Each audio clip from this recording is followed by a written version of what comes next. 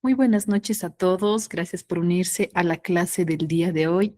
Ya estamos a poco de terminar con la parte bioquímica y hoy ingresamos a lo que es grupos farmacológicos. Si recuerdan, nos quedamos en esta parte, ¿verdad? En todo lo que era formas farmacéuticas. ¿Dónde está? Acá. Las formas farmacéuticas de los medicamentos. Hagamos un pequeño recordatorio para volver a entrar en el tema y hacer una pequeñita práctica. Recuerden que vimos que hay formas farmacéuticas que son sólidas, como los comprimidos, los polvos para inyección, semisólidas, gaseosas, líquidas y algunos dispositivos que son transdérmicos o de acción local. Entonces, estábamos revisando los distintos tipos de presentaciones, de formas farmacéuticas, vías de administración y algunas recomendaciones y curiosidades que tenían el día de ayer. Así que esto vamos a pasar. Y me gustaría que los que estén atentos, conectados, puedan escribir en su chat esta pequeña práctica sobre clasificación de formas farmacéuticas. Mm, Listo. Aquí tengo una pequeña lista de algunos fármacos. Por ejemplo, paracetamol de 500 miligramos, comprimido. ¿Qué tipo de forma farmacéutica presenta? Eso pueden escribirlo en el chat. Vamos a ver quiénes están más atentos y bueno, no están dormidos en este momento de la clase, ¿ok? Aquí tengo, por ejemplo, 1, 2, 3, 4, 5, 6, 7, 8, 9, 10, 11, 12, 13. Pueden ir respondiendo en el chat, sé que están logrando ver la pantalla, entonces vamos a ir clasificando la forma farmacéutica de estos medicamentos. Voy a hacer el primer ejemplo, que sería paracetamol de 500 miligramos en comprimido. Este sería una forma farmacéutica sólida, ¿verdad? Sólida de administración vía oral. Entonces, pueden mandar ya sus mensajitos al chat y vamos a ir llenando toda esta parte que es ejemplos de fármacos, ejemplos de medicamentos con respecto a sus formas. Entonces, aquí vamos a llenar. Mientras van respondiendo, yo voy a ir anotando acá. Vamos a ampliar un poquito. Ahí. Vamos a ampliar. El audio está desactivado. Tienen que mandar su mensaje al chat debido a que somos muchos participantes. Si activo su audio, entonces va a haber demasiada congestión. Entonces, manden por favor Ambroxol, digamos de cuánto. También su vía de administración, ¿ok? Por ejemplo, paracetamol, sólido, no estéril, porque no es estéril, no estéril, vía oral. Completo, por favor, pueden enviarlo a ver. Está perfecto. Y Bet dice es sólido. Perfecto. Ambroxol, muy bien. Es un líquido. Pero ¿qué tipo de líquido? Si viene en jarabe, mantenemos jarabe. Muy bien. Vía oral. Alcoderm crema. ¿Quién ha respondido? Ambroxol, paracetamol. Ya. Perfecto. Líquido, vía oral. Pasemos a los siguientes, por favor. Tenemos, miren acá, Alcoderm, salbutamol, omeprazol. Nadie ha enviado de... Ya hemos llenado, chicos, del paracetamol y ambroxol. Vayamos con los siguientes. Tenemos Alcoderm, crema, salbutamol en inhalador, omeprazol, 20 miligramos cápsula blanda, gel antibacterial, Alcoderm. Pero ¿qué forma sería? Forma. La vía de administración sí es vía tópica porque no es vía oral, no es vía parenteral. Pero ¿cómo se dice este tipo de forma? Forma, nadie está escribiendo, vamos, forma, no es sólida. Forma, vamos, voy a esperar para no decir la respuesta correcta. Sí es una crema dérmica, está muy bien, es crema, aquí ya dice crema, pero ¿qué tipo es? ¿Es sólida, semisólida, líquida, gaseosa? Semisólida, ¿ven? Se olvidaron esa palabrita, semisólida. Por vía tópica, perfecto. Del salbutamol he visto que varios ya han respondido. ¿Dónde está? He visto más arriba. Andrea, sí, Andrea respondió. Salbutamol, exactamente. La presentación es gaseosa. gaseoso. Y la vía de administración sería por vía inhalatoria. Inhalatoria. Perfecto. Del omeprazol igual, ahí arriba ya vi la respuesta, estaban enviando. Falta del gel antibacterial, dioxadol en gotas. Vayamos escribiendo, por favor, por el chat del Meet, porque ahí estamos leyendo uno por uno con sus nombres, ¿ok? Gel, perfecto, gel antibacterial entre el semisólido. La vía de administración, tópica, ¿verdad? Envíen con su vía de administración más, por favor, chicos. Omeprazol, sí, entra en sólido, viene en cápsula blanda, vía oral, perfecto. Dioxadol en gotas, aquí nos está viendo, pero está acá presente. Dioxadol en gotitas, aquí. Dioxadol, perfecto. Líquido, vía de administración, vía oral, perfecto. Muy bien, vamos a ir llenando. Líquido, vía oral. Ahora vámonos a la tablita del otro lado. Esto igual está fácil. Amoxicilina en suspensión va a ser de 250 miligramos en 5 ml. Amoxicilina, hidrocortisona, diclofenaco, metformina. Pueden ir respondiendo qué tipo de forma farmacéutica tienen estos. Vamos a ir leyendo, me quedé en el gel.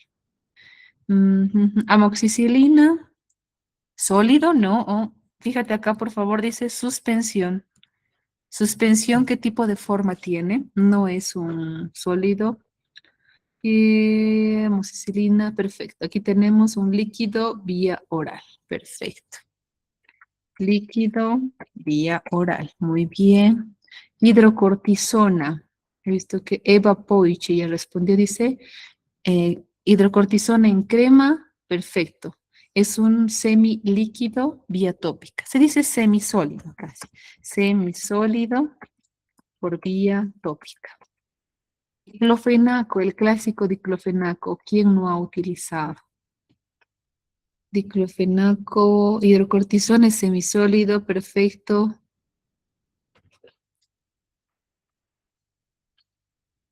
Buena aclaración. Acá tenemos, Gabriela Brisa dice, amoxicilina es en polvo, perfecto. Cuando es suspensión, tenemos que mezclarlo con agua, así que la forma en la que viene es sólido, es un polvo para solubilizar. Sólido. Excelente aclaración, Gabriela. Muchas gracias. Clofenaco se dice semisólido, no semilíquido, chicos. Semisólido. Semisólido. Vía dos. Perfecto. Metformina. Metformina sólido vía oral. Perfecto. Es el comprimido, el clásico, ¿verdad? Semisólido vía oral. Ketorolaco en ampolla, solo nos queda y dexametasona. Ketorolaco de 30 miligramos en ampolla y dexametasona. Y Beth ya respondió. Muy bien, nos dice que es un líquido. En este caso sería estéril, ¿verdad? Un líquido estéril. La vía de administración de esta ampollita puede ser IM o EB, intramuscular o endovenosa. Asimismo con dexametasona. Líquido vía oral, no, Eva. Ketorolaco sí es líquido, puede ser endovenoso o intramuscular. Perfecto. Dexametasona, aquí tengo 8 miligramos en ampolla. Perfecto. Igual, sí sería un líquido estéril, perfecto, para vía de administración endovenosa o intramuscular. Gracias por su participación a cada uno de ustedes, chicos. Les agradezco. Perfecto. Han estado bastante atentos a esta pequeña práctica que han visto que no es difícil, es sencilla y son de fármacos pues de bastante conocidos, bastante recetados. Muy bien. Dexametasona sí viene por vía oral, pero en este caso, en el ejemplo, era en ampolla. Mira, dexametasona de 8 en ampolla. Líquido estéril, endovenoso o también puede ser intramuscular. Y bueno, con eso cerramos la parte de lo que es formas farmacéuticas. Practiquen. Les dejé como tarea, ¿verdad? El día de ayer que si tienen algún medicamento, fármaco en casa, lean su prospecto, practiquen qué tipo de forma farmacéutica tiene el medicamento que contienen en casa. Y bueno, vamos a empezar con los grupos farmacológicos. Grupos farmacológicos, tenemos varios. Exactamente, hay más de 70 grupos farmacológicos para tratar enfermedades, para tratar síntomas, etcétera. Los principales son los que los vamos a revisar pues en esta clase. El día de hoy vamos a hablar en primer lugar, el primer grupo van a ser los antimicrobianos. Eso porque estamos pues en un pico bastante fuerte de lo que son infecciones respiratorias, sobre todo altas. Así que vamos a tener un pequeño pantallazo de lo que son los antimicrobianos, que podríamos definir la terapia antimicrobiana como administrar un fármaco a una persona que se encuentra infectada por microorganismos patógenos. Microorganismos. ¿Por qué se llaman así? Porque son más pequeños que una célula. Y bueno, este fármaco destruye el agente infeccioso sin dañar a las células del huésped. Existen varios tipos de microorganismos que pueden afectar las células humanas, como por ejemplo los más pequeños, los virus, las bacterias, los hongos, los parásitos, protozoarios o los parásitos más grandes que son los helmintos de tipo gusanos. Entonces, cada tipo de grupo afecta de distinta manera a la célula huésped, a la célula de nuestro organismo. Por ejemplo, los virus son partículas pequeñas, es ADN envuelto en proteínas. Y este ADN para poder replicarse sí o sí tiene que ingresar dentro de una célula y utilizar nuestra maquinaria, que son los ribosomas, el ARN mensajero, el ARN de transferencia, nuestros aminoácidos. ¿Para qué?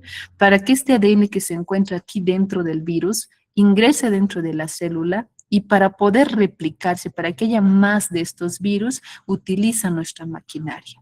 Entonces, esa es la manera en la que un virus pues infecta una célula y la forma en la que libera los virus en su interior es estallando la célula y de esta manera van a contagiar o infectar a otras células. Es lo que pasó en el coronavirus o en un simple resfriado, ¿verdad? Que uno tiene en la garganta, tenemos un rinovirus que va a las células del epitelio respiratorio en la nasofaringe o en la orofaringe y se empieza a replicar a costa de nuestras células epiteliales. Ese es el mecanismo por el que atacan los virus. Las bacterias, por ejemplo, las bacterias pueden afectar cualquier tipo de mucosa, desde la piel, la mucosa oral, la mucosa intestinal, etcétera.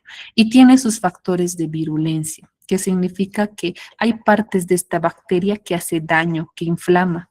Por ejemplo, estos que ven acá, estos palitos son sus flagelos. Estos le permiten movilidad, translocación de esta bacteria. Y bueno, tiene proteínas extrañas que cuando el organismo los reconoce, el sistema inmunológico desencadena la inflamación. También su pared bacteriana. La pared de las bacterias pueden ser gram positivas o gram negativas. Las gram negativas son un poco más resistentes porque tienen doble membrana. En cambio, los gram positivos tienen una pared celular, que es como si estuvieran cubiertos por una muralla, más o menos. Una muralla versus una doble capa. Los que generan mayor respuesta inflamatoria son los gram negativos. Entonces, estas bacterias pueden colonizar una mucosa, pueden desarrollarse encima de un epitelio, pueden ingresar dentro de la célula y replicarse en su interior o causar una bacteriemia, entrarse dentro de la sangre y utilizar los nutrientes de nuestro organismo, de nuestra célula, para poder replicarse. Los hongos, por otro lado, vemos acá, pueden ser levaduras, pueden ser hifas. La levadura, pues son las esporas. Las esporas es el mecanismo por el que los hongos sobreviven en el tiempo, a la calor, a la desecación, a estar en lugares hostiles. Es cuando el hongo está en forma de una espora, que son redonditos. Entonces, cuando este hongo encuentra un lugar habitable o encuentra su tejido diana, puede empezar a proliferar. Y cuando prolifera, se forman este tipo de conformaciones que se llaman hifas. Una célula empieza a crecer una al lado de otra de forma rectilínea y van formando como ramas. Entonces, los hongos pueden infectar por sobre todo mucosas, por ejemplo, mucosa oral, mucosa vaginal, y la piel también pueden proliferar. Existen algunos hongos que tienen acción en vía tópica, pero también hay otros que tienen afectación sistémica, como el mucormicosis. Y estos dos de acá que vemos son los parásitos. Los parásitos pueden ser pequeños y se llaman protozoarios. Por ejemplo, la ameba, ¿verdad? Que uno ha escuchado ese término, pues es un tipo de parásito protozoario. Las amebas, las yardias, las tricomonas entran dentro de este grupo. Los protozoarios pues son células, son unicelulares, son organismos unicelulares que pueden replicarse, tienen toda la maquinaria completa, pero infestan y utilizan todos los nutrientes de las células del huésped para poder alimentarse. Los helmintos son más grandes, pueden ser de esta forma, pueden ser planos, pueden ser nemátodos también cuando son más engrosados y más pequeños. Entonces, dentro de este grupo entra, por ejemplo, el Ascaris lumbricoides, la Taenia solium, los Oxyurus. Entonces, para matar a estos bichos, a estos distintos tipos de microbios, tenemos diferentes terapias.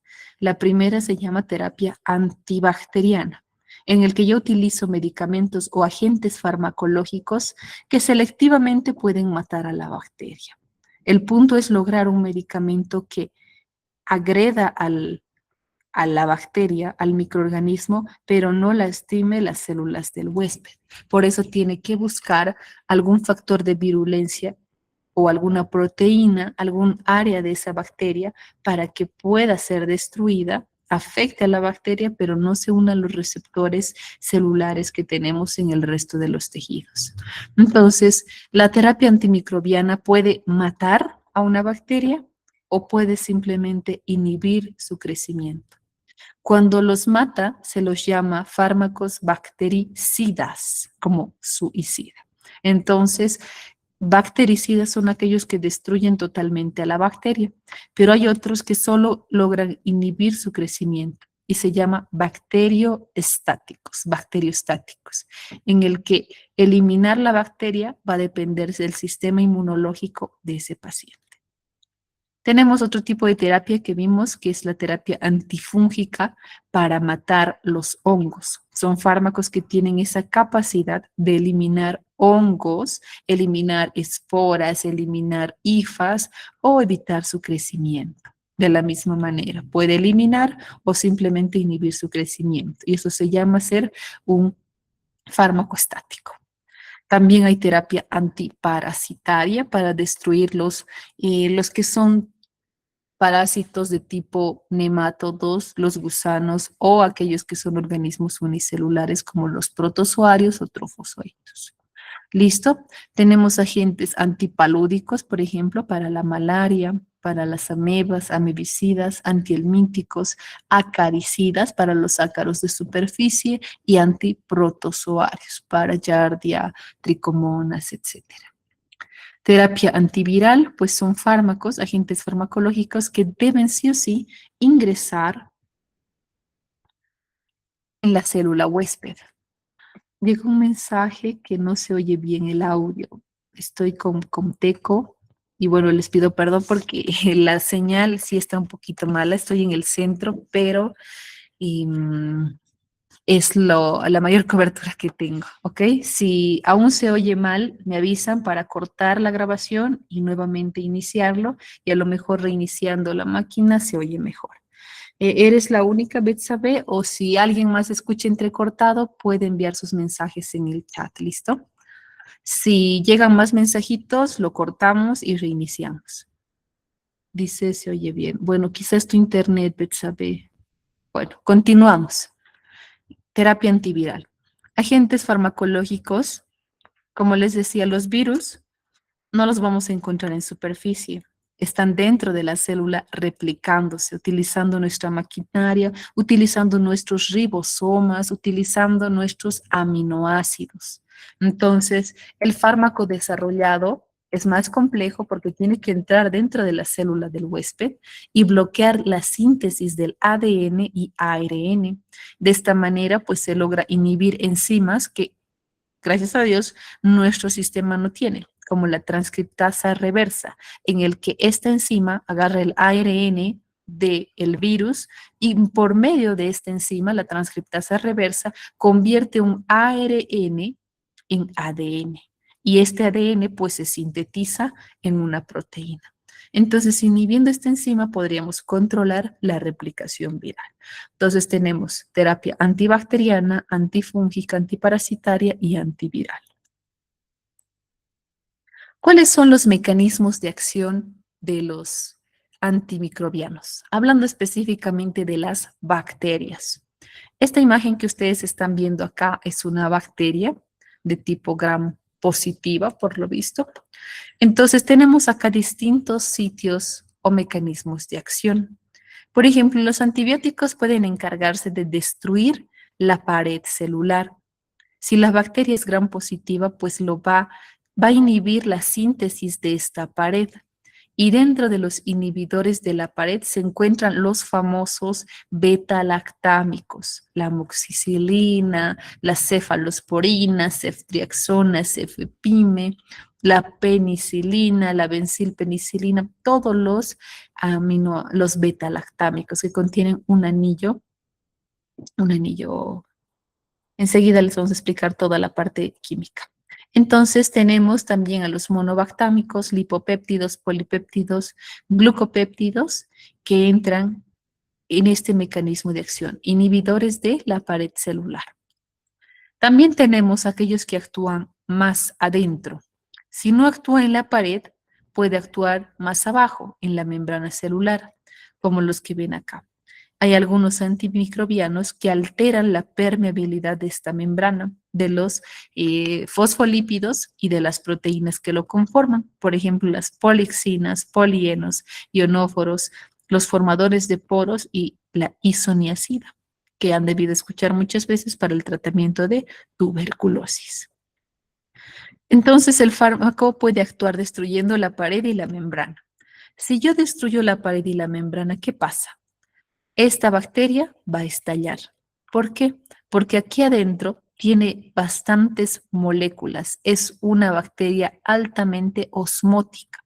Recuerdan que hablamos de ósmosis. Cuando dentro de un contenido hay bastantes solutos en comparación al líquido extracelular que se encuentra afuera, pues va a generar ósmosis, de donde hay más a donde hay menos. Entonces, si se destruye la pared o la membrana, va a entrar agua, agua, agua dentro de la bacteria y estalla y muere por estallido. Si yo inhibo la pared o inhibo la membrana celular. Hay fármacos que actúan más adentro, por ejemplo, en la transcripción de proteínas. Aquí tenemos una maquinaria que se llama ribosoma. Entra dentro de lo que son los orgánulos de una célula. Las bacterias también cuentan con esto. Tienen un ribosoma que es como la fábrica de proteínas y esta fábrica tiene, digamos, un piso superior y un piso inferior. Este piso superior se llama subunidad 50 y el inferior subunidad 30. Hay fármacos que inhiben la subunidad 50, específicamente bacteriana, no las nuestras, porque nosotros también tenemos ribosomas, pero este fármaco es específico para esta subunidad. Tenemos, por ejemplo, a los macrólidos, como la acitromicina, eritromicina, ¿verdad? Que ustedes conocen, actúa en este nivel. También las streptograminas, oxazolidinedionas, que no se utiliza acá, pero son de alta gama para algunas bacterias multiresistentes y las lincosamidas. Todos estos fármacos que ven acá tienen acción en la subunidad 50. Si yo bloqueo esta parte de la fábrica, pues la proteína no se va a sintetizar. Y si no se sintetiza esta proteína que cumple una función, va a alterar las funciones de la bacteria y esta bacteria va a inhibir su crecimiento y puede morir. Tenemos los que unidad 30 en el piso inferior de esta fábrica, que son los aminoglucósidos. Por ejemplo, la gentamicina, amicacina, streptomicina actúan a nivel de la subunidad 30. También las tetraciclinas, minociclina, doxiciclina actúa en este nivel. Además de actuar en la síntesis de proteínas, pueden inhibir la polimerasa de ARN, que depende del ADN. Entonces tenemos acá la rifampicina, por ejemplo. Tenemos también los que actúan a nivel del ADN, los que inhiben una enzima que se llama ADN girasa. Y dentro de este grupo tenemos a las quinolonas y a las fluorquinolonas, como la ciprofloxacina, levofloxacina, por ejemplo. Otras actúan en el citoplasma de esta bacteria, inhibiendo moléculas y enzimas del metabolismo celular, por ejemplo, dentro del metabolismo del ácido fólico en el que se tiene que convertir el dihidrofolato en tetrahidrofolato. Inhibo la enzima que realiza esta función y bueno, pues no va a haber metabolismo de este metabolito tan importante para la replicación del ADN. Dentro de este grupo tenemos a las sulfonamidas, la sulfona, el primetropim, y la famosa combinación de cotrimoxazol, donde existe sulfonamida más trimetropim. Entonces acá vimos los principales mecanismos de acción de los antimicrobianos, aunque se están desarrollando más. Los 5 grupos principales son estos. Antimetabolitos, los que actúan en el citoplasma, inhibiendo pues una reacción enzimática que produce un metabolito vital para la bacteria. La inhibición de la síntesis de la pared y de la membrana celular, que van a provocar estallido de la bacteria o inhibición de la síntesis de proteínas. Esto produce un menor crecimiento de la bacteria y la inhibición de la síntesis de ácidos nucleicos, que esto sí lo destruye e inhibe su replicación. Entonces, aquí nuevamente tenemos otro cuadro de los antibióticos. Los que inhiben la síntesis de la pared están los betalactámicos como penicilinas, las aminopenicilinas, los carbapenémicos, cefalosporinas de primera, de segunda, y bueno, ahora que ya vienen combinaciones con inhibidores de betalactamasa como el ácido clavulánico, tazobactam, sulbactam. También tenemos, además de los betalactámicos, a los glucopéptidos como la vancomicina, la bacitracina, fosfomicina, que tiene acción, por ejemplo, a nivel tópico. También los que inhiben la síntesis de ácidos micólicos utilizados para el tratamiento de tuberculosis, como el etambutol, isoniazina y piracidamida. Los que inhiben la síntesis de la membrana celular, las polimixinas, lipopéptidos. La síntesis de proteínas, vimos que los que dependen de la subunidad 50 o subunidad 30. Tenemos acá los aminoglucósidos, tetraciclinas. La subunidad 50, los macrólidos, como acitromicina, eritromicina. Los anfenicoles, como el cloranfenicol. Las oxalosolidinedionas, las streptograminas también. El ácido fusídico, que inhibe pues, el factor G de elongación. Los que inhiben la síntesis de ADN o de ácidos nucleicos, tenemos a las quinolonas, fluorquinolonas, los que inhiben a la ARN polimerasa, las rifamicinas, por ejemplo. Y los que inhiben los metabolitos o el metabolismo del ácido fólico, las sulfonamidas con el trimetropin. Entonces, comencemos hablando primeramente de los antibióticos que pertenecen al grupo de inhibidores de la síntesis de la pared bacteriana o los betalactámicos. Tenemos que los grupos importantes son primeramente las penicilinas como tal, las cefalosporinas y se han ido desarrollando, complicando la molécula en carbapenémicos y monobactámicos. Entonces, ¿cómo actúan? Antes de ver la clasificación de los betalactámicos. Esta imagen que ustedes están viendo acá es una imagen de una bacteria gram positiva. De esta forma, si nosotros ampliáramos, se ve la pared celular, la pared bacteriana de una bacteria gram positiva. Entonces, todo esto que ven acá en amarillo con verde son los fosfolípidos que nosotros también tenemos. Fosfolípidos con sus proteínas. Pero para protegerse y para que la célula no estalle, tenemos esta capa que es como una pared. Está llena de ladrillos y cada ladrillo se llama péptido glucano. son proteínas, como ustedes ven acá, unidas a azúcares. Entonces tienen aminoácidos unidos con enlaces covalentes a estos azúcares y forman pues el ácido N-acetilmurámico con la N-acetilglutamina, alanina, glutamina, lisina y alanina. Esos son los aminoácidos involucrados. Entonces, estos se tejen o trenzan formando este tipo de pared celular, el peptidoglucano, que es bastante espeso. Entonces, si yo altero la permeabilidad de esta pared celular, es que voy a lograr destruir a la bacteria. Entonces, acá en plomo vemos al beta-lactámico, la famosa penicilina, en el que la penicilina pues va a competir con estos azúcares por la unión de los PBP, de las proteínas que sintetizan esta pared. Entonces se unen este beta-lactámico a las enzimas que sintetizan la pared, pero de forma covalente. ¿Qué significa? Que se va a unir el fármaco y esta enzima no la va a soltar hasta que se reemplace. Y de esta manera, pues la pared celular se va a volver inestable y ya no va a poder regenerarse. Entonces, de esta manera voy a inhibir la formación de la pared. Se empieza a romper toda estructura porque existe destrucción enzimática de este péptido glucano. Si esta pared se vuelve inestable, la misma bacteria elimina enzimas que destruyen cada ladrillo, el ácido N-acetilmurámico y el ácido con N-acetilglucosamina. Entonces, inhibe competitivamente y luego forma una unión covalente con esta enzima, que es la PBP. Entonces, todo cae como un dominó y como hay falta de formación de la pared, se destruye esta y produce muerte bacteriana por ósmosis.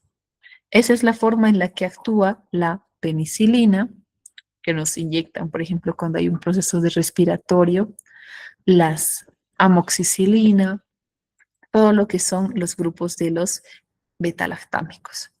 ¿Por qué se llaman betalactámicos? Porque contienen este anillo, el anillo betalactámico, y luego se ha ido modificando la molécula para darle mayor especificidad, sensibilidad a cierto grupo de microorganismos o para brindarle un poco de resistencia frente a las enzimas que destruyen también esta molécula o este fármaco. Entonces tenemos también a los inhibidores de beta-lactamasas como el ácido clavulánico, sulbactam, tazobactam. Entonces, si lo viéramos en 3D, los antibióticos beta-lactámicos se ven de esta manera.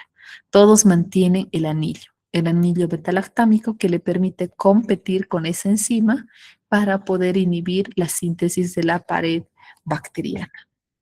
Entonces, volvamos ahora sí a la clasificación. Tenemos a las penicilinas naturales, por ejemplo, la penicilina G, la benzilpenicilina sódica, penicilina potásica, penicilina procaínica, que tiene administración endovenosa. También tenemos las aminopenicilinas, entran dentro del grupo de penicilinas semisintéticas. Tenemos a las aminopenicilinas con énfasis en la amoxicilina, ampicilina. La ampicilina se puede administrar por vía endovenosa también, vía oral, vía endovenosa. Amoxicilina solo vía oral. Tenemos a las penicilinas que tienen acción en la bacteria Pseudomonas. Por ejemplo, las carboxipenicilinas como la ticarcilina, que no es tan frecuente su uso, o las ureidopenicilinas como la piperacilina. Estos dos tipos de fármacos tienen acción en la Pseudomonas, que es una bacteria gram positiva, multiresistente, casi siempre encontrada en ambientes hospitalarios. Tenemos a las penicilinas estables o que tienen acción innata frente a beta-lactamasas, como por ejemplo la dicloxacilina, la cloxacilina, por ejemplo. Y bueno, se han ido desarrollando otra molécula que son los inhibidores de beta-lactamasa. ¿Qué significa eso? Tenemos que este es el fármaco, ¿verdad? Les explicaba que este es el fármaco beta-lactámico. Se une a la enzima PDP covalentemente y bueno, este ya no forma más pared celular y de esta manera se destruye. La bacteria ha creado mecanismos de resistencia para proteger sus PVPs y lo que hacen pues es generar una enzima que rompe este anillo beta-lactámico. Y si rompe este anillo, pues va a afectar no solo a la amoxicilina, sino al resto de fármacos que contienen también este anillo beta-lactámico. Entonces, esas enzimas que destruyen se llaman beta-lactamasas, porque justamente rompen el anillo beta-lactámico. Y de esta manera, pues generan resistencia y no hacen ni cosquillas, digamos, la amoxicilina que uno le administra. Entonces, ¿cuáles son los inhibidores de beta-lactamasa? El famoso ácido clavulánico, el sulbactam, tazobactam, que se combina con otro tipo de penicilina.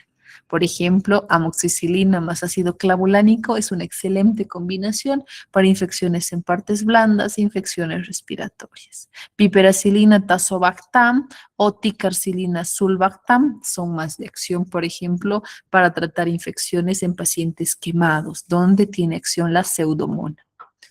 También tenemos otro grupo en cuanto a betalactámicos que son las cefalosporinas. Hay cefalosporinas de primera generación, segunda, tercera, cuarta y quinta. Algunos de ellos se administran por vía oral, otros solo son por vía parenteral y algunos tienen pues administración mixta. Hay también presentación vía oral y presentación por vía parenteral. Las de tipo 1 tenemos a la cefalexina, por ejemplo, cefadroxilo, cefasolina. Las de segunda generación tenemos a la ceforamida, varios, bastantes, aunque se receta directamente la de tipo 1 o nos saltamos a la 3 en preferencia, como la cefixima, cefotaxima, ceftazidima, que la mayoría vienen para administración parenteral. Las de cuarta generación, como el cefepime, la cefporamida, cefasolidina y las de quinta generación que normalmente no están disponibles en el mercado porque directamente saltamos a otro grupo que es más resistente, que tiene mayor acción o se une de forma más covalente a las PVPs, que son los carbapenémicos y monobactámicos. Carbapenémicos como el imipenem, meropenem, ertapenem, para administración netamente hospitalaria, endovenosa. Y los monobactámicos como el tazobactam, astronauta. Entonces vamos a irnos a la parte de uso clínico. ¿Cuándo elijo qué tipo de betalactámico? Solo es un pantallazo para saber qué tipo de fármaco me conviene en cierta infección. Si empezamos con el primer grupo, que son las penicilinas naturales, vemos que tienen más acción en bacterias que son cocos, bacterias cocos gram positivos. Existen cocos, estafilococos, estreptococos y bacilos. Los cocos tienen forma redondeada y los bacilos pues tienen forma de bastón. Lo importante es saber que la acción va a ser gram positiva. Fármacos de ejemplo, tenemos a la penicilina sódica, penicilina benzatínica. La sódica puede administrarse por vía endovenosa e intramuscular. En cambio, la benzatínica es de depósito y solamente intramuscular. ¿Cuándo utilizo estas penicilinas? Infecciones respiratorias adquiridas en la comunidad. Puede ser una faringoamigdalitis, una amigdalitis o una neumonía adquirida en la comunidad. También se puede utilizar en infecciones cutáneas no complicadas para el tratamiento de ITS como la sífilis, gonorrea y fiebre reumática, por ejemplo. La fiebre reumática es una complicación de una infección por Streptococcus pyogenes mal tratada. También tenemos este otro grupo que son las penicilinas resistentes a penicilinasas. Van a tener buena actividad en los estafilococos que producen betalactamasa. Tenemos acá los fármacos de cloxacilina, dicloxacilina, oxacilina. La dicloxacilina solamente se administra por vía oral, en cambio los otros dos tienen administración parenteral. ¿Cuándo utilizo este grupo de betalactámicos? Cuando hay Pues una bacteria, un estafilococo, que normalmente se encuentra en la piel, mucosa nasal, resistente. Cuando hay infecciones cutáneas severas, graves, se puede utilizar este grupo farmacológico. Cuando hay artritis séptica, meningitis, endocarditis, osteomielitis, empiema, también se puede utilizar. Las aminopenicilinas son las más conocidas. Tienen acción en cocos gram positivos y cierta parte en cocos gram negativos y anaerobios. Fármacos de referencia tenemos a la amoxicilina, ampicilina, vacampicilina. Por ejemplo, la amoxicilina solo es vía oral, la ampicilina vía oral, endovenoso, intramuscular, vacampicilina solo vía oral. Cuando utilizamos, por ejemplo, la ampicilina en lactantes y gestantes para prevenir, por ejemplo, neumonía o tratamiento de meningitis por Listeria monocytogenes. El único antibiótico que tiene efecto sobre esta bacteria es la ampicilina. ¿Cuándo más lo utilizo? Pues en adultos, en infecciones respiratorias altas, por ejemplo, otitis, sinusitis, faringitis bacteriana, amigdalitis, bronquitis, se puede utilizar. Para neumonía no tanto porque ya las bacterias que ingresan al epitelio respiratorio en vías aéreas inferiores son más resistentes y conviene utilizar directamente una cefalosporina. También se puede utilizar para el tratamiento de infecciones urinarias bajas, gonorrea, neumonía adquirida en la comunidad leve, tos ferrina. Y bueno, este es el uso en niños, en meningitis con Listeria monocytogenes, en recién nacidos, neonatos. Las penicilinas de amplio espectro pueden ser combinadas, por ejemplo, las que vienen con acción para la Pseudomonas aeruginosa. Ese es un gram negativo, pero tienen acción. La piperacilina tazobactam, que es la combinación de una penicilina más un inhibidor de beta-lactamasa. La ticarcilina más ácido clavulánico o piperacilina tazobactam. Son buenas combinaciones, solo son de administración parenteral, o sea, endovenosa intramuscular, para infecciones severas por pseudomonas o para el tratamiento de Klebsiella pneumoniae resistente, en neumonías hospitalarias o infecciones adquiridas en el hospital, en un entorno infeccioso. Infecciones urinarias por pseudomonas, sepsis también por pseudomonas o tratamiento empírico de infecciones en pacientes inmunodeprimidos neutropénicos. Nos vamos acá a los inhibidores de beta-lactamasa. Estos tienen acción sobre gram positivos resistentes. Tenemos combinaciones, como les mencionaba, de amoxicilina más ácido clavulánico o ampicilina sulbactam. El amoxiclavulánico existe por vía oral, también endovenosa. La ampicilina solo parenteral. Cuando utilizo esta combinación, también en infecciones respiratorias altas que sean más severas, como la otitis media, sinusitis. Para infecciones dentales es muy utilizado debido a la resistencia. Y si yo lo combino con un inhibidor de beta-lactamasa, pues va a tener buena acción. Para infecciones en tejidos blandos es excelente, por ejemplo, en mordeduras de perro, si el paciente se ha cortado con un objeto infeccioso, con algún fierro, lata, vidrio, le va a sentar perfecto. Y bueno, tiene uso hospitalario también. Luego tenemos al grupo de las cefalosporinas de primera generación. Van a tener predominantemente acción en los gram positivos. Como ejemplos de estos tenemos a la cefalexina, que es por vía oral, existe en comprimido en jarabe, se utiliza bastante en la parte pediátrica. La cefradina, igual es de primera generación, hay por vía oral. Cefadroxilo, casi no se encuentra en farmacias, pero puede haber, pertenece a las cefalosporinas de primera. Y la cefazolina, que es por vía endovenosa. ¿Cuándo utilizo cefalosporinas? Pues cuando la infección es leve o moderada, ya está más grandecita, más infectada.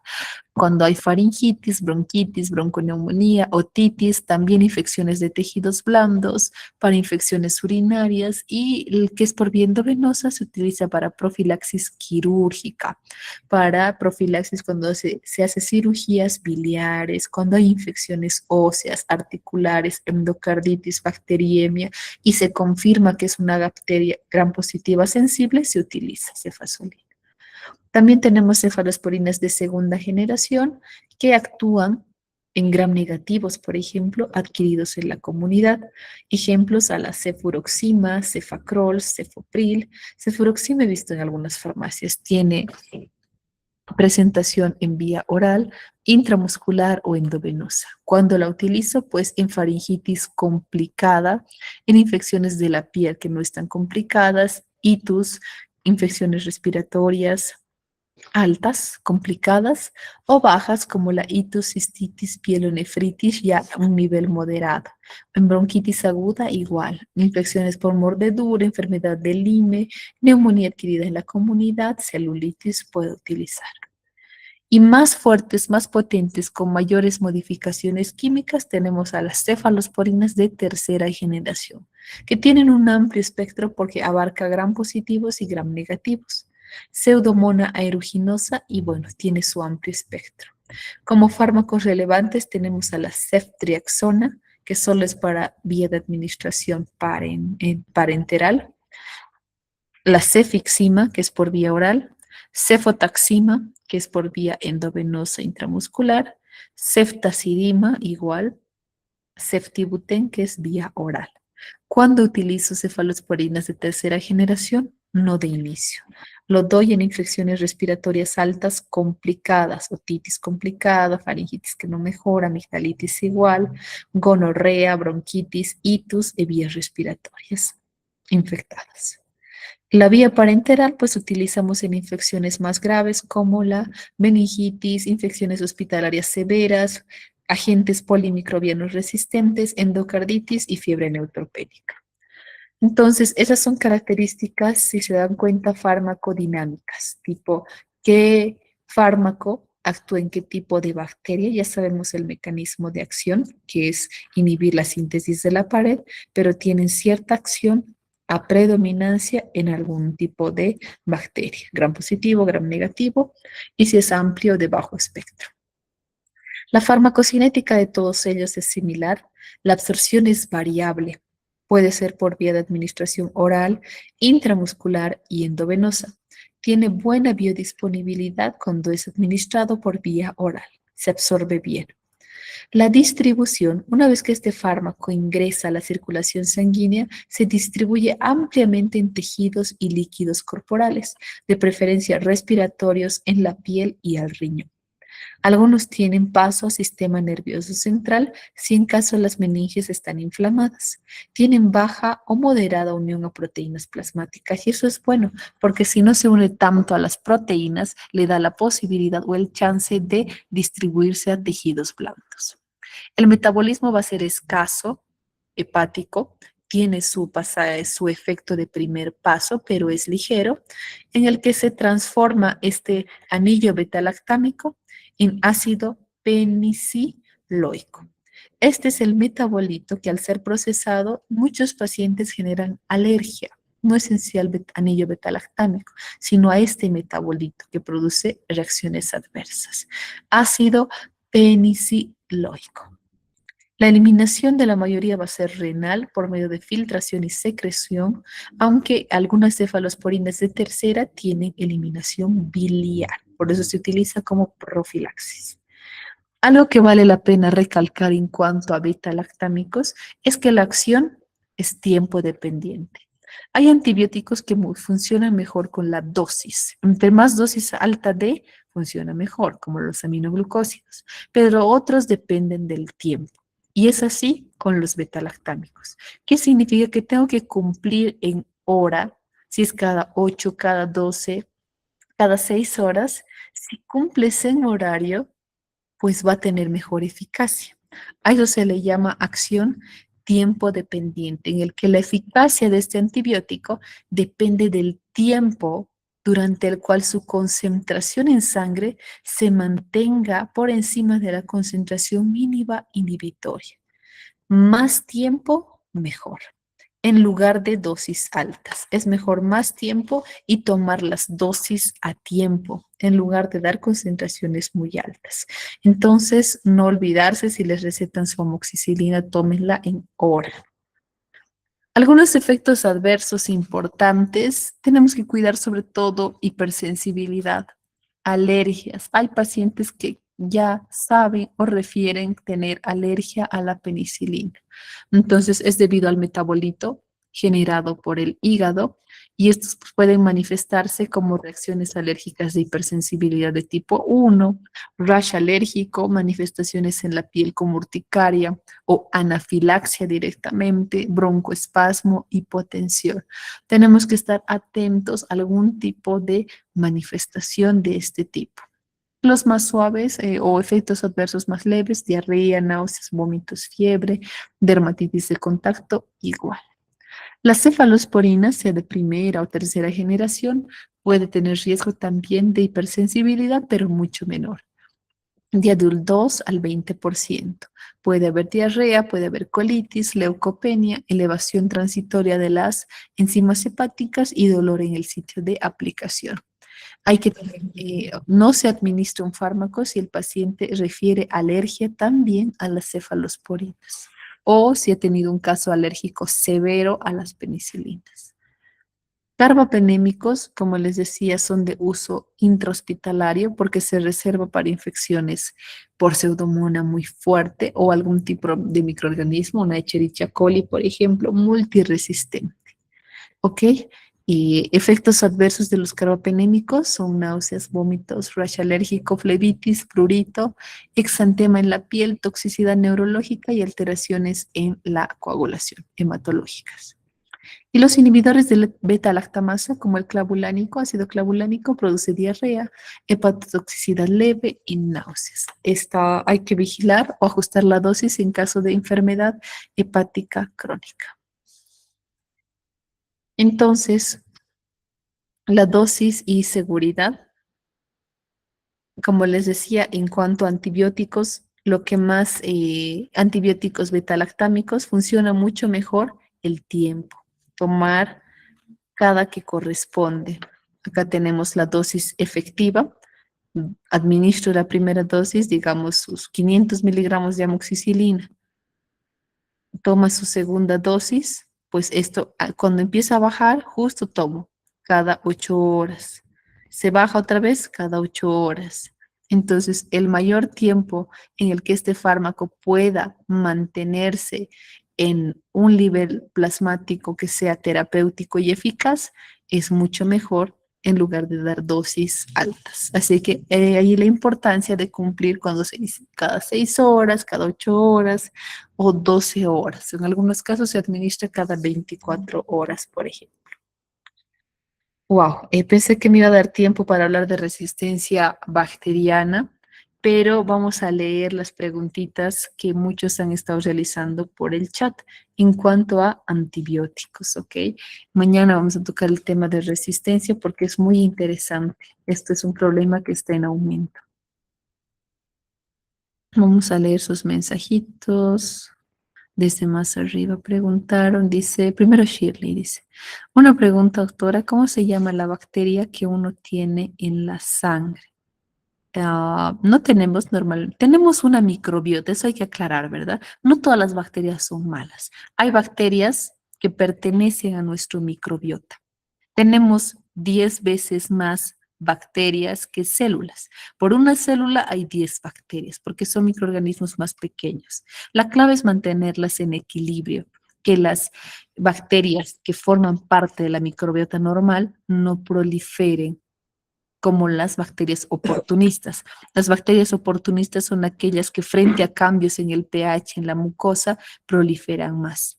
Pero tenemos otras bacterias, como esta que se ve acá muy mala, bacterias patógenas, que netamente cuando el paciente adquiere la infección va a sufrir un daño. Así que cuando esta bacteria que es patógena entra a la sangre se llama bacteriemia o sepsis. Quizá a lo mejor a eso te refieres con tu pregunta. Y después, ay, se bajó esto abajo. Ya. Bueno, vamos a ir subiendo. Carolina dice, cuando alguien es alérgico a las penicilinas, ¿a qué familia de antibióticos se recurre? Muy buena pregunta. Hay varios pacientes que refieren antecedentes de alergias a los betalactámicos. Es mejor cambiar de grupo, no probar, digamos, con, ya tiene alergia a la penicilina, le daremos una cefalosporina de tercera. Si ha tenido un caso severo, puede también manifestarse nuevamente la alergia. Es mejor recurrir a los macrólidos, por ejemplo, eritromicina, acitromicina, pero depende mucho el tipo de infección. Si es algo gástrico, por ejemplo, o si es una infección en tejidos blandos, podemos cambiar a otro grupo, por ejemplo, a las quinolonas, a una fluorquinolona, a los antimetabolitos como el cotrimoxazol también. Así que en primer lugar, Carolina, macrólidos, acitromicina, eritromicina. Dice luego Grover, cefalexina, ¿en qué tipo de enfermedades es más efectiva? Cefalexina, de preferencia, para infecciones respiratorias y blandas moderadas o complicadas. Tienen buenos efectos a nivel de microorganismos, como veíamos acá, gram positivos y gram negativos. Y como se acumula en tejidos blandos, va a responder de manera adecuada. Dice una consulta. ¿Se puede decir también septicemia a la bacteria en sangre? Sí. Normalmente el término sepsis solamente es cuando hay bacteria en la sangre, pero también hay una respuesta inmune descontrolada. Se dice sepsis como tal cuando tenemos bacteriemia acompañado de vasodilatación e hipotensión. Esa es la definición de sepsis. Tiene que haber sí o sí los tres factores. Bacteriemia es tener bacterias en sangre. Por ejemplo, una extracción dental de una caries te produce bacteriemia. Y es por eso que no se recomienda hacer en mujeres embarazadas, porque esa bacteria en 2 minutos puede llegar a la placenta materno-fetal y pasarle al bebé. Entonces, ese sería el término de sepsis, bacteriemia. Septicemia no está tan bien utilizado, es como combinar ambas. Es mejor decir sepsis o bacteriemia. Este término se reserva más para uso hospitalario, ¿verdad? Si el paciente está con sepsis, entonces hablamos de que está grave o que el microorganismo realmente es muy resistente a los fármacos. Carolina dice, cuando el paciente se olvida tomar en la hora designada, ¿cómo debe continuar? Por ejemplo, hay personas que toman doble porque se olvidaron. Eso es algo súper frecuente y nos vamos a ir a esta imagen, a la tablita que les estamos mostrando. Si el paciente, aquí tenemos, ay, ¿dónde está mi? Empezamos, la dosis número 1, tiene que tomar cada 8 horas. Se olvida, pues esta dosis va a bajarse aquí, subterapéutica.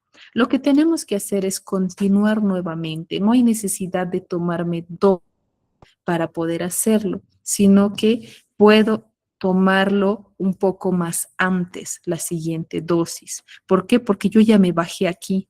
Entonces, una vez que la dosis plasmática de la segunda dosis vuelva a subir, antes de que baje hasta el cero nuevamente, yo tomo más antes. Entonces, en cuanto a beta-lactámicos, lo que yo les recomiendo, si el paciente se ha olvidado tomar, o si digamos ustedes están tomando su amoxicilina, se han olvidado y no están tomando cada 8 horas, no te tomes dos, tómate 1 hora y la siguiente a las 6 horas. Tómalo más antes. Entonces, está mal que los doctores den amoxicilina para la gripe. La gripe como tal es viral, pero muchas veces se sobreinfecta. Cuando es viral, solamente controlamos con AINES y antigripales y todo bien. Pero muchas veces las bacterias oportunistas que se encuentran de forma normal en nuestra garganta aprovechan esa infección para proliferarse. Y si proliferan y hay secreciones, hay pus, hay algunos otros datos que se evalúa cuando el médico revisa la orofaringe, entonces ahí es cuando se prescribe la penicilina, el inyectable, el Triapen, la ceftriaxona o la amoxicilina. No está mal si es que realmente se confirma que se ha sobreinfectado una faringitis viral. Ahora sí me voy a ir más arriba en los chats. Carolina dice, bueno, eso ya respondimos. Grover menciona, si las amoxicilinas se puede usar con un inhibidor, Las cefalosporinas también se podrían usar cuando ya hay resistencia bacteriana.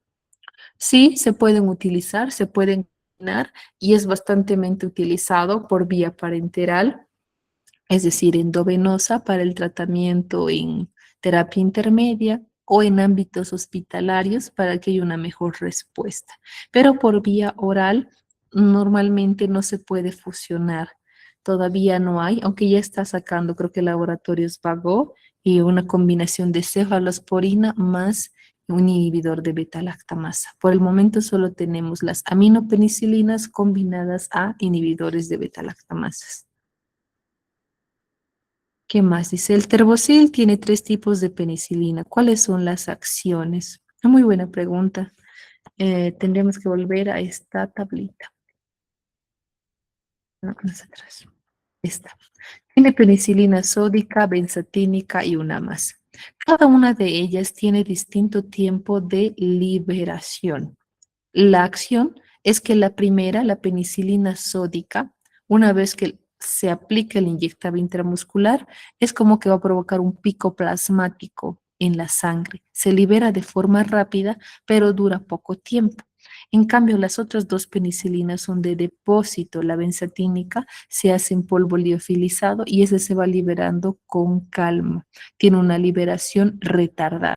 Recuerdan que hablamos de que la liberación puede ser inmediata, retardada o de depósito. Entonces, es por eso que tiene los tres tipos de penicilina, para que uno actúe de forma rápida, con un pico plasmático y las otras vayan liberándose de manera progresiva. Carolina dice, durante el uso de antibióticos, ¿cómo se protege la microbiota normal? ¿Estas también son afectadas? Sí, totalmente. Las bacterias que forman nuestra microbiota normal, de la faringe, del intestino, inclusive de la piel, sufren cuando la persona consume antibióticos. Si hay un motivo para tomarlos, pues perfecto, vamos a eliminar la bacteria patógena, pero obviamente que sale afectada la microbiota normal. Entonces, alguna manera de protegerlo antes de tomar el antibiótico no hay manera. Lo que se puede hacer es después tener una buena alimentación con bastantes fibras, con bastantes prebióticos y luego consumir alimentos naturales que tengan pues las cepas buenas que mejoren la microbiota intestinal como los lactobacillus, los Saccharomyces, los bifidobacteriums que se encuentran en yogures, en el kefir, en alimentos fermentados, en la kombucha, puede ayudar. O también que ya vienen en cápsulas algunos probióticos, pero hay que ser bastante cuidadosos con el tema de probióticos y prebióticos. Primero empezar con la parte natural. Robert dice, un mismo fármaco puede tener dos mecanismos de acción. En cuanto a antiinflamatorios, sí. Antibióticos, más que dos mecanismos de acción, pueden tener dos distintos tipos de actividad bacteriana. No es que la penicilina, además de unirse a las PBP, va a inhibir el ADN. Tienen un mecanismo de acción, pero distintos espectros de acción. Se llama espectro cuando abarca mayor cantidad de especies bacterianas, gram positivos, gram negativos, pseudomonas, algunos anaerobios o microorganismos netamente aeróbicos. Luego dicen actividad acitromicina para amigdalitis. Exactamente, es lo que mencionábamos. Podemos cambiar por macrólidos. Los macrólidos tienen buena acumulación también en tejido respiratorio. Adalí dice, en caso de olvidarse de aplicar la insulina, que se inyecta en dos dosis, las dosis nocturnas se aplica la mayor o la menor. La menor siempre, porque si aplicamos la mayor, el paciente puede despertar con una hipoglicemia. La menor dosis. Muy buena tu pregunta. Bueno, han estado atentos. La parte de antibióticos es muy interesante. Y mañana vamos a tocar de forma rápida y veloz lo que es resistencia bacteriana. Creo que no hay ninguna pregunta más. Vamos a detener la grabación y terminar de compartir. Vale, dice, buenas noches, disculpe una pregunta. Si se vence algún probiótico, ¿las bacterias o bacilos siguen vivos?